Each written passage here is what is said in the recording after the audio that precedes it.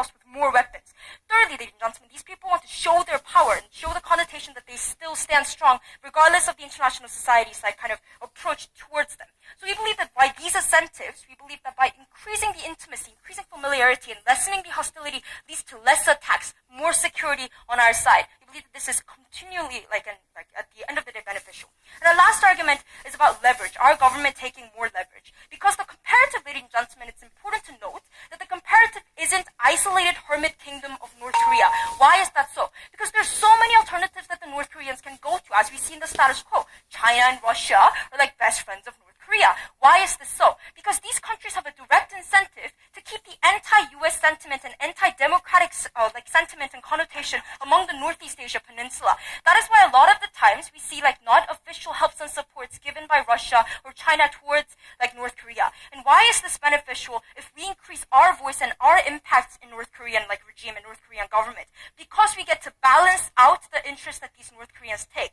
The reason why it's very hostile and it's very dangerous for China and Russia to be the only entity who are supporting and continual communication within North Korea is that these countries have no interest in keeping the peace of Northeast Asian Peninsula, keep for example friendly intimate security between South Korea and North Korea. However, we do. Now we balance out the voices. So at the end of the day, ladies and gentlemen, we buy three rabbits: peace, security, and ethnic humanitarian duties. We buy that. That is why we're so proud to propose. Thank you. Okay, that was the Prime Minister arguing for the motion, so arguing that the Sunshine Policy should be revived. Let's see how many green lights have been turned on for the Prime Minister. 32 out of 50. Well done. We now move on to the opposition bench, the leader of opposition. Ladies and gentlemen, there is a saying, nice guys finish last. We as the opposition will not let Korea be the one to finish last in this debate today. Now, before moving on to our three arguments, we'd like to give some rebuttals to the proposition side. First, they talked about humanity and how cultural exchange is very important in the status quo. Yes, ladies and gentlemen, we do agree that cultural exchange is a very important aspect in our society today. But however, we do not think that cultural exchange can only be succeeded if we implement the Sunshine Policy. What we mean to say is that Sunshine Policy is not the only way in order to achieve cultural exchange. For example, ladies and gentlemen, we can divide the format of policies in which we treat North Korea. For example, in the field of culture, we can be less intimidating. We can be more friendly. We can be more amiable towards them, so that we can promote cultural exchange more. But however, in the field of military or the difference of ideologies, we will differentiate our opinions very much, and in a clear extension, so that a confusion between ideologies or situations like that will never happen. And also, ladies and gentlemen, what the proposition talked about was how providing support for them could actually bring peace. To the relation of our two countries.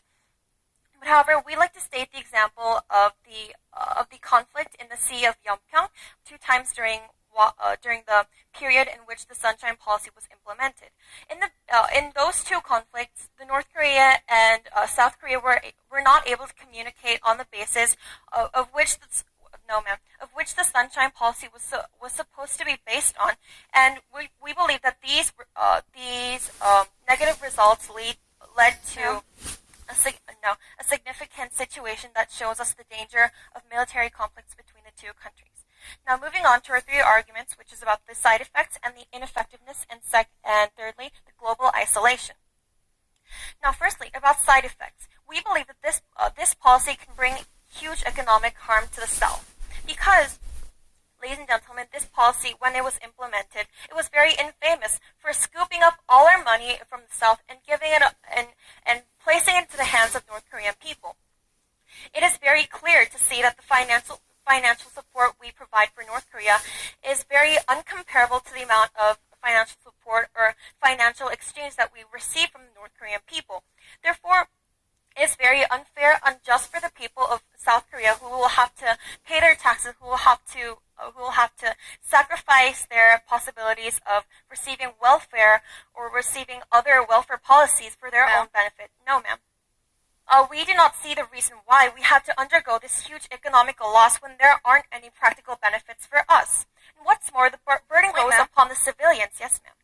Don't you think that at least we can do our true moral responsibility for those living for the North Korean citizens? As I said in my previous speech, ma'am, we can achieve those moral duties by dividing the policies of culture and military, and I think that was an answer to your POI.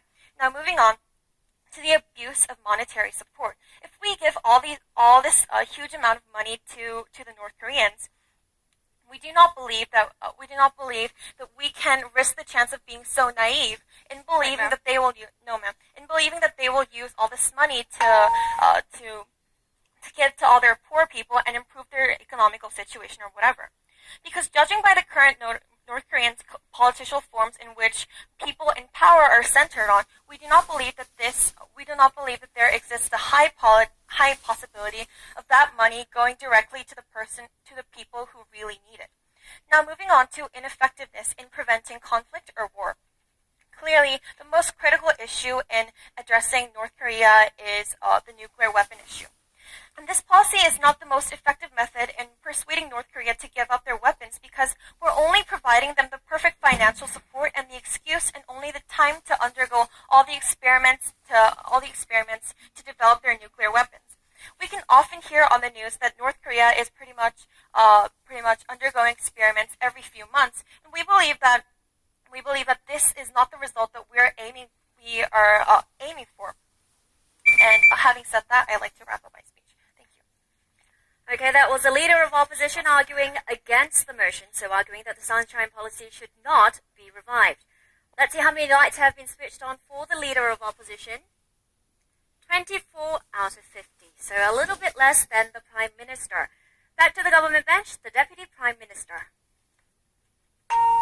It's ironic that their response to most of the substantive material coming from Prime Minister is that we support cultural exchange, but not the support of the military. We think the Sunshine Policy is exactly that, because we already defined for you that Sunshine Policy is about having humanitarian aid, but that doesn't mean that we can't speak against their ideology. That doesn't mean we can't say no when they attack. We think that there's a crucial difference, but we think it's at least better on our side because it gives us more legitimacy when we do speak out against them. Because what North Korea thinks of South Korea right now is that they recognize us as an entirely separate power who wants to meddle with them, who wants to intervene, despite the fact that we're not doing anything for them, despite the fact that we have no correlation for them. So we think we create more legitimacy for that kind of intervention, for that kind of words to happen on our side. But let's give a few responses to the entire substantive of opposition side. First of all, they said that there's going to be the side effect that people are going to have to spend money.